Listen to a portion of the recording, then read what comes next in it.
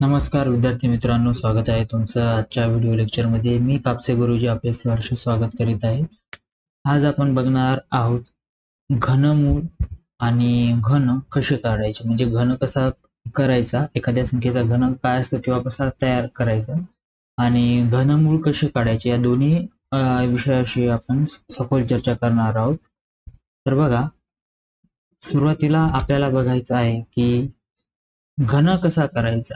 आता घन म्हणजेच काय, की जसा आपल्याला अशा आकृती दिसते बघा, आपण यालाही काय म्हणतो, घन म्हणतो, बरोबर. पण ही भौमितिक आकृती आहे. जेव्हा आपण संख्येच्या बाबतीत विचार करतो तेव्हा एखाद्या संख्येचा घन करणे म्हणजेच त्या संख्येचा स्वतःशी 3 वेळेस गुणाकार करणे. उदाहरणार्थ, मी 2चा घन लिहिला म्हणजे 2चा कितवा घात केला तर तिसरा घात करतोय मी. 2चा कितवा घात तर तिसरा घात.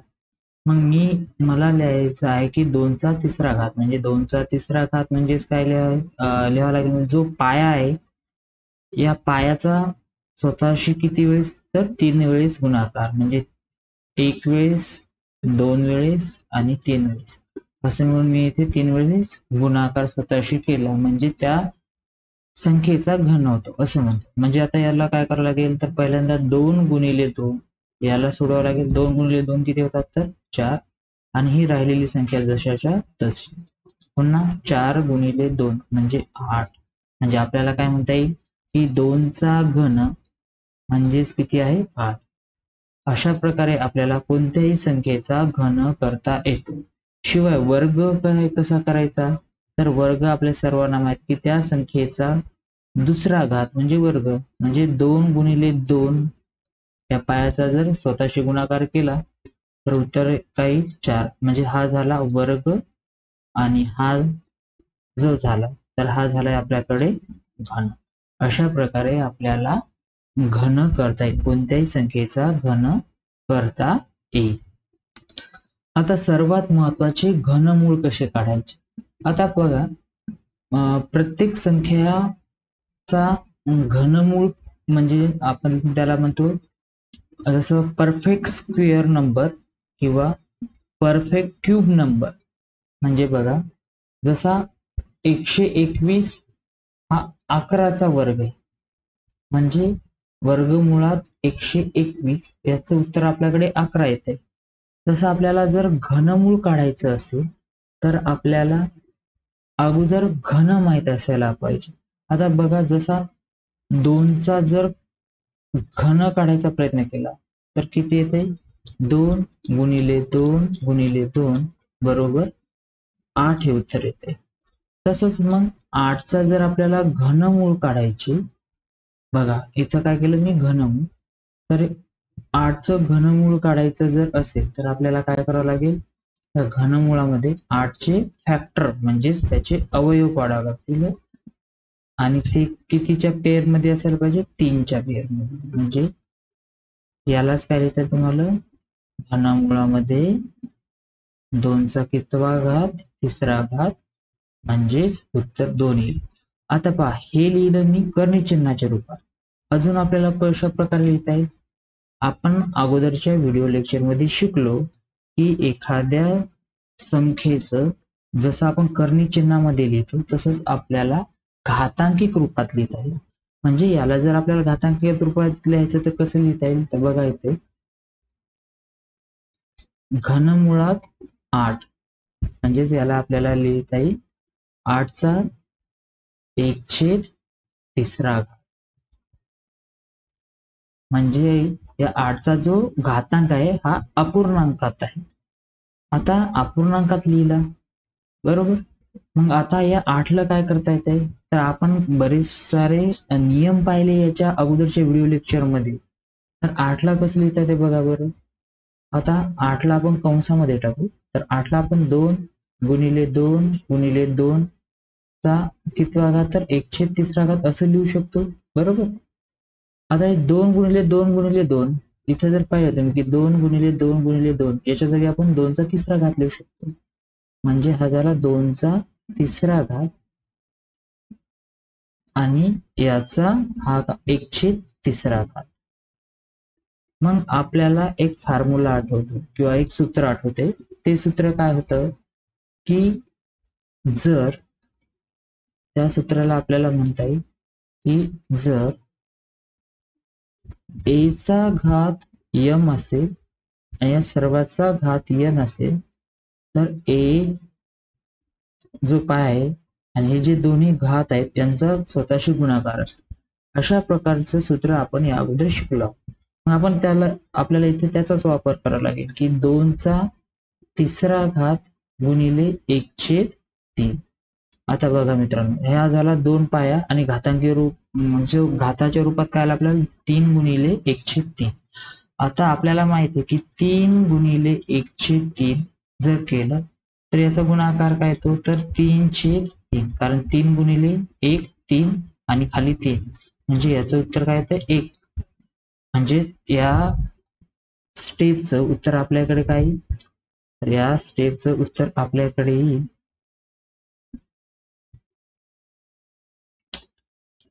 या स्टेपचं उत्तर आपल्याकडे 2चा पहिला घात म्हणजेच 2. म्हणजे आपण इथे लिहिले की 3 गुणिले 1/3. इथे पहा इथे लिहिले आपण 3 गुणिले 1/3 काय ते 3/3 बरोबर.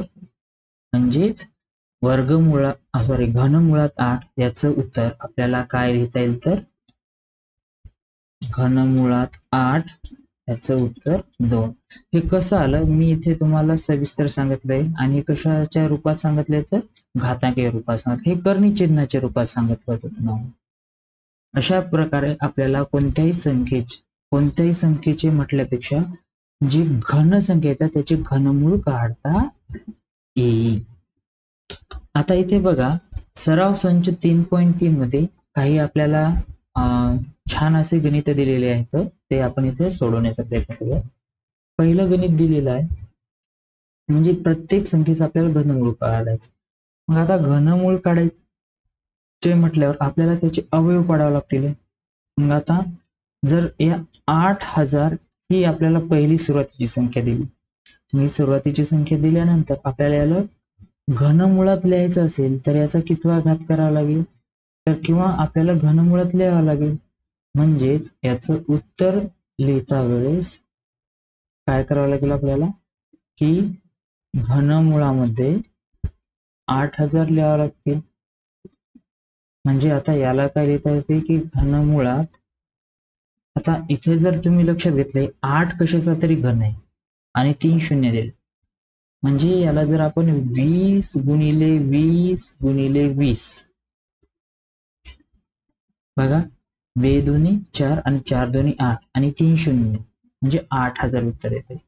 तर इथं आपल्याला काय करता येईल याचा 20चा घनचा म्हणजे याचं जर वाचन करायचं तर आपल्याला वाचन शिकलो की 20च्या 3ऱ्या घाताचे 3रे मूळ आणि कोणत्याही तिसऱ्या घाताचे 3रे मूळ जर आपण काढलं तर तीच संख्या येते. म्हणजेच हे पाया येईल इथं 20.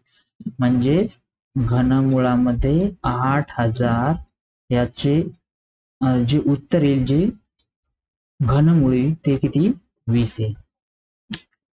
यानंतर बघा दुसरं गणित काय दिले आपल्याला इथे तर दुसरं गणित साठी दिले 729. आता याचं जर उत्तर काढायचं असेल आपल्याला याचं उत्तर काढूया आपण. तर याचं उत्तर काढत असताना घनमुळामध्ये 729. आता याला जर तुम्ही पाहिलं तर जेव्हा आपण 9चा घन करतो आपण काय करतो 9चा घन करतो तर 9 गुणिले 9 गुणिले 9 अशा प्रकारे लिहितो. म्हणजे 9 गुणिले 9 काय होईल तर 81 आणि हे 9 गुणिले 9 तर किती येते 729 बरोबर. 9 9 81 81 गुणिले 9 729. म्हणजे याला पण आपल्याला अशा प्रकारे लिहिता येईल. मग 729 लाच आपल्याला रिव्हर्स मध्ये काय लिहिता येते तर 9 गुणिले 9 गुणिले 9 म्हणजे घनमुळामध्ये आपल्याला काय लिहिता येईल 9 गुणिले 9 गुणिले आणि यालाच काय लिहिता येईल तर घनमुळामध्ये 9चा घन म्हणजे घन घन कट केलं, म्हणजेच आपल्याला याचं वाचन काय करता येईल की 9च्या तिसऱ्या घाताचे तिसरे मूळ किंवा 9च्या तिसऱ्या मुळाचा तिसरा, म्हणजेच उत्तर आपल्याकडे 9. म्हणजेच जे घनमुळात आपण 729 लिहितो याचं आपल्याला उत्तर किती भेटलेलं आहे, 9 ही संख्या भेटली आहे. याच्यानंतरच दिलेलं जे आहे आपल्याकडे ते तिसरं गणित आहे 343. 343 ला जर आपल्याला सोडवायचं झालं किंवा याचा काय काढायचं, आपल्याला घनमूळ काढायचा जर झाला तर आपल्याला काय करावं लागेल, याच्यासाठी सुरुवात अगोदर याला आपण काय लिहू, घनमुळामध्ये 343. आता 343 लिहिले, आपल्याला जे 343 दिलेला आहे प्रश्न तो आपण जसा तसा लिहून घेतला आणि घनमूळ काढायचे, मग आपण घनमुळामध्ये 343 ही संख्या लिहिली. त्यानंतर 343 चे जे अवयव आहेत तर ते आपल्याला इथे करायचे.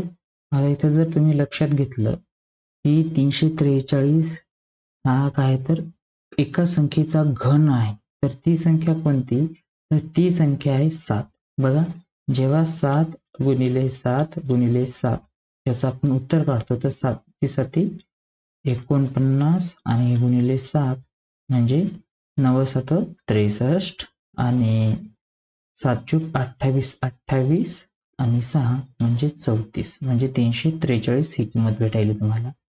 म्हणजेच आपण याच्या जागी 7 गुणिले 7 गुणिले 7 अशा प्रकारे लिहू शकतो आणि घनमुळात 7चा घन म्हणजेच आपल्याकडे उत्तर किती येईल, 7 येईल. म्हणून आपल्याला म्हणता येईल की घनमुळात 343 याची जी किंमत आहे ही आपल्याकडे किती येईल, 7 येईल. यानंतर बघा चौथं गणित काय आपल्याला दिलेलं आहे, तर चौथं गणित आपल्याला जे दिलेलं आहे तर यामध्ये आपल्याला वजा 512 दिले. आता सर वजा 512 वजा 512.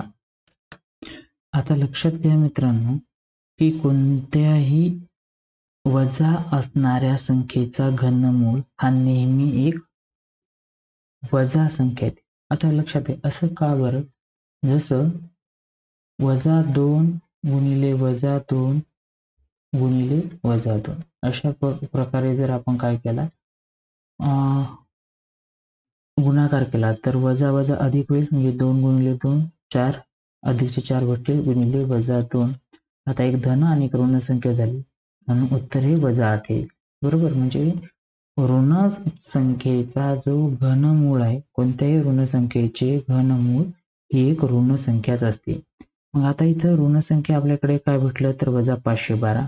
मग अशा वेळेस काय करायचे, याची जी विरुद्ध संख्या आहे, वजा 512 ची विरुद्ध संख्या कोणती आहे, तर आपण शिकलो की 512 ही वजा 512 ची ऋण संख्या विरुद्ध संख्या आहे.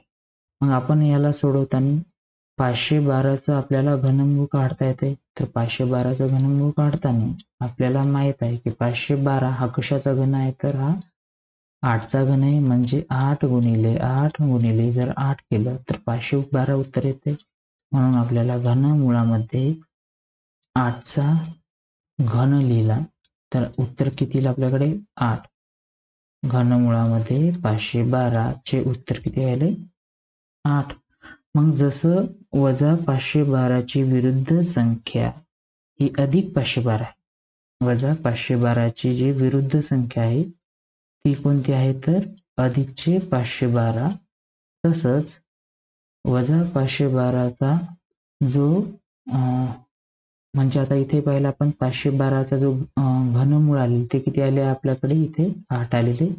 तसंच आता जसं 512चं वर्गमूळ 8 आलं, तसंच वजा 512चं जे इथे घनमूळ आपलं 8 आलंय, तर इथं पण आपल्याला वजा 512चं जे घनमूळ हे काय येईल, वजा 8. तर आपल्याला याच्यावरून असं लक्षात येईल की वजा 512चं जे घनमूळ आहे हे किती आलंय, वजा 8. यानंतरचं जे गणित आहे मित्रांनो 5वं, वजा 2744. आता याला जर आपण सोडवण्याचा प्रयत्न केला पाचवं गणित आहे.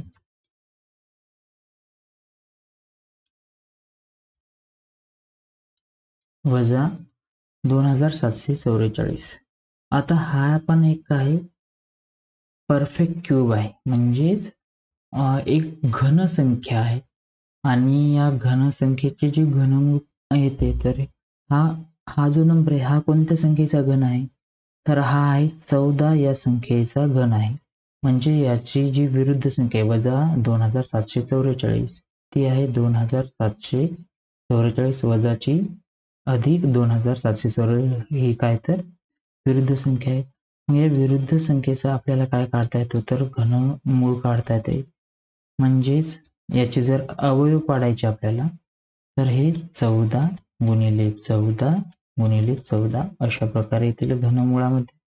म्हणजे आपल्याला घनमुळामध्ये 14चा तिसरा घात करता येईल किंवा इथं काय होईल याला जर आपण घातांकी रूपात लिहिले तर 14चा तिसरा घात गुणिले 1/3 म्हणजे 3 कॅन्सल झाले तर 14चा पहिला घात म्हणजे 14 उत्तर येईल. म्हणजे घनमुळामध्ये 2744 याची जी घनमूळ आहे ही 14 येते. जसं वजा 2744 ची विरुद्ध संख्या ही 2744 आहे, तशी 14ची विरुद्ध संख्या ही वजा 14 आहे. यावरून आपल्याला असं म्हणता येईल की वजा 2000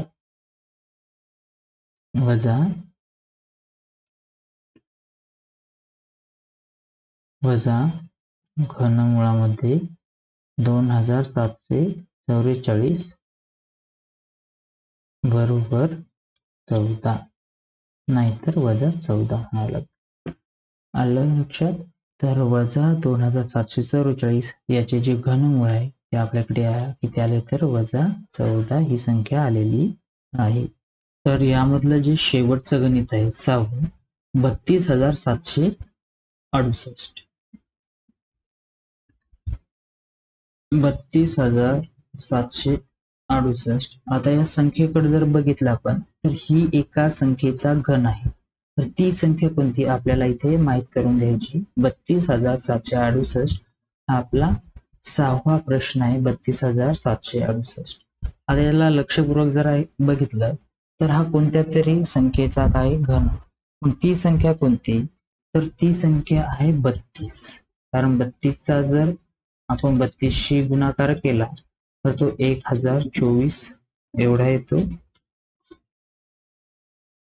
आणि याला जर पुन्हा 32 न गुणले तर आपल्याला उत्तर भेटते आपल्याला 32,768. मग आता 32,768 ही जी आपल्याला किंमत भेटलेली आहे तर म्हणजेच आपल्याला 32 गुणिले 32 गुणिले 32 याची किंमत आपल्याकडे 32,768 येते. म्हणजेच घनमुळात 32,768 जर आपण घेतले तर आपल्याला याला अशा प्रकारे लिहू शकतो. 32,768 आपण याला 32 गुणिले 32 गुणिले 32 अशा प्रकारे लिहिता येईल. म्हणजेच आपल्याला घनमुळामध्ये 32चा कितवा घात करायचा तर तिसरा घात. म्हणजेच उत्तर आपल्याकडे जाईल 32. म्हणजे घनमुळामध्ये 32,768 याचे जे उत्तर आलेले आहे ते आपल्याकडे 32 हे आलेलं आहे असं आपल्याला यावरून म्हणता येईल. आता बघा मित्रांनो, या सराव संचामधला जो दुसरा प्रश्न आहे त्यामधले जे घटक प्रश्न आहेत तर ते आपण बघूया. तर पहिले दिले आहे घनमुळामध्ये एक अपूर्णांक दिला आपल्याला 27/125. आता 27/125 दिलाय, पण आपल्याला काय करता येते बघा. याला सोडवत असताना आपल्याला एक फॉर्म्युला माहित आहे कोणता, की जर आपण एखाद्या पूर्ण अपूर्णांकाला काय करता येत असेल बघा. मी लिहून देतो a/b अशा प्रकारचा आणि सर्वाचा घात जर m असेल तर आपल्याला a चा घात m छेद b चा घात m अशा प्रकारे लिहिता येते. मग याच फॉर्म्युल्याचा या सूत्राचा वापर करून आपण याला पण सोडवू शकतो. म्हणजे घनमुळात 27 आणि छेदामध्ये घनमुळात 125 असं आपल्याला लिहिता येईल. आता आपण याला जर व्यवस्थित लक्ष दिलं तर 3चा घन हा 27 आहे, बरोबर. म्हणजे 27चा जो घनमूळ येईल तर ते 3, म्हणजेच 3 घनमुळामध्ये 3चा घन जर केला तर 3 त्रिक 9 आणि 9 त्रिक 27, 3 त्रिक 9 आणि 9 त्रिक 27. याचं उत्तर आपल्याकडे 27 येते. म्हणजे 27चं जे घनमूळ आहे ते आपल्याकडे काय ते 3. तसं 125चं काय ते तर 5 गुणिले 5 केलं तर 25 आणि 25 गुणिले 5 केलं तर 125. म्हणजेच त्याचं जे घनमूळ आहे पण 125चं हा 5 येईल, म्हणजे 5चा घन. आता हे घन हे काय झाले कॅन्सल, हे पण कॅन्सल झाले. म्हणजे आपल्याकडे काही 3/5 हे उत्तर येईल. म्हणजेच घनमुळामध्ये 27/125 ही जर संख्या असेल तर त्याचे घनमूळ हे 3/5 येईल. 27/125 जे उत्तर आहे ते किती आलं आपल्याकडे 3/5. आता बघा याचाच आधार घेऊन आपण यामधले जो दुसरा प्रश्न आहे ते पण इथे सोडू शकतो. दुसरा प्रश्न आपल्याला दिलेला आहे की घनमुळामध्ये 16/54. आता पहा इथे दोन्ही संख्या हे परफेक्ट क्यूब किंवा घन नाही. मग आता इथे काय करावं लागेल, पूर्ण घनसंख्या आहेत का इथे नाही. मग आता आपल्याला याचा काय करता येईल, भाग करता येईल, याला आपल्याला कन्व्हर्ट करता येईल. तर याच्यासाठी आपण काय करू शकतो की घनमुळामध्ये जे 16 आहे याला आपण जर 2चा भाग दिला तर इथे येतील 8. आपण याला 8 गुणिले 2 असं लिहू शकतो, 8 2 16. आणि खाली आपण काय लिहू शकतो तर 27 गुणिले 2. तर 27 गुणिले 2 54 येते, बरोबर. तर हे 2 2 इथे कॅन्सल झाले. म्हणजे आपल्याला काय लिहिता येईल इथे तर आपल्याला इथे लिहिता येईल घनमुळामध्ये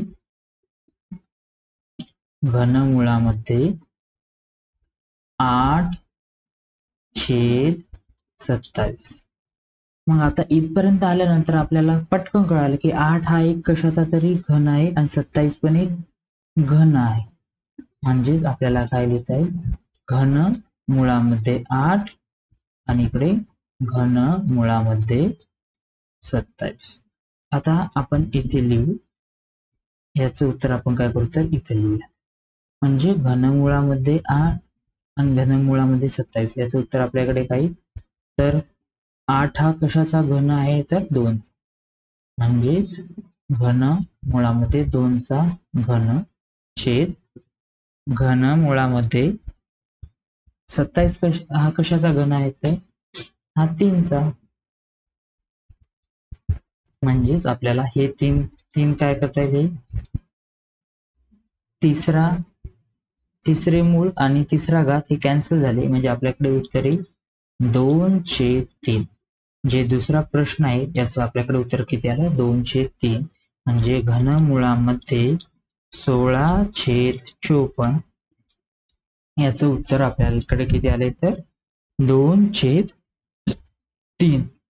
आता बघा मित्रांनो, यामधलं जे शेवटचं गणित आहे तिसरं, तर यामध्ये जर आपण बघितलं की 3चं घनमूळ दिलेलं आहे 729, सॉरी 9चं घनमूळ दिले. म्हणजे 729चं जर आपण घनमूळ काढलं तर ते 9 येते असं आपल्याला सांगितलेलं आहे. तर इथे काय दिलं बघा, आपल्याला थोडं ट्रिकी क्वेश्चन दिलाय. घनमुळामध्ये 0.000729. तर याचं उत्तर काय येईल ते आपल्याला काढायचं.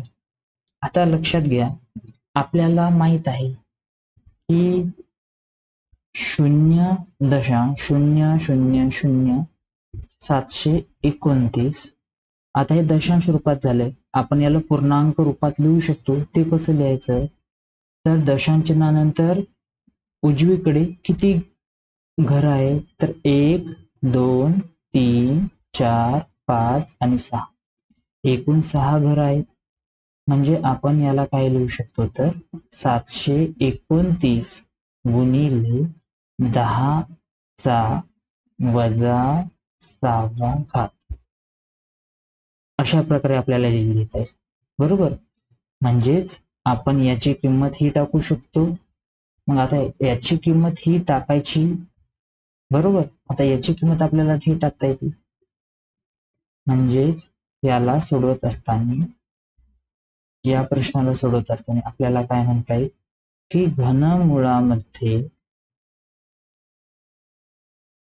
729 गुणिले 10⁻⁶ अशा प्रकारे लिहिता येईल. मग आता इथे आपल्याला अजून काय करायचं, 729च्या जागी आपण 9 लिहू शकतो. आता याला सेपरेशन फॉर्म्युला म्हणजेच काय, एखाद्या संख्येचा म्हणजे ए गुणिले बी ही एक संख्या आहे आणि याचा घात जर यम असेल, बरोबर, तर आपल्याला प्रत्येक संख्येचा घात हा वेगळा करता येतो. हे आपण याच्या अगोदरच्या व्हिडिओ लेक्चर मध्ये समजून घेतलं होतं. म्हणजे या फॉर्म्युल्याचा आपण बेस घेऊन आपल्याला काय करता येईल, ते प्रत्येकाचा घन हा वेगळा करता येईल. मग बघा, घनमुळात 729 आलं गुणिले, इथपर्यंत आलो आपण, 729 गुणिले घनमुळामध्ये 10⁻⁶. आता याचं उत्तर आपल्याकडे किती आहे, 9. 729 कितवं आहे तर 9. मग याला मी 9 जशाच्या तसं लिहू शकतो का, तर हो लिहू शकतो. गुणिले, आता इथे थोडं आपण विश्लेषण करूया याला. तर याला जर विस्तार करायचा असेल की घनमुळामध्ये 10⁻⁶ याचं उत्तर काय येईल आपल्याकडे. मग याच्यासाठी आपण कोणत्या सूत्राचा वापर करू शकतो, तर ए चा यमवा घातचा एनवा घात, याचा जर आपण वापर केला तर यम गुणिले एन अशा प्रकारचं सूत्र आपल्याकडे येते. याला सोडवत असताना हा 3 घनमूळ म्हणजेच काय तर तिसरे मूळ म्हणजे 10⁻⁶ गुणिले 1/3 असं लिहिता येईल आपल्याला.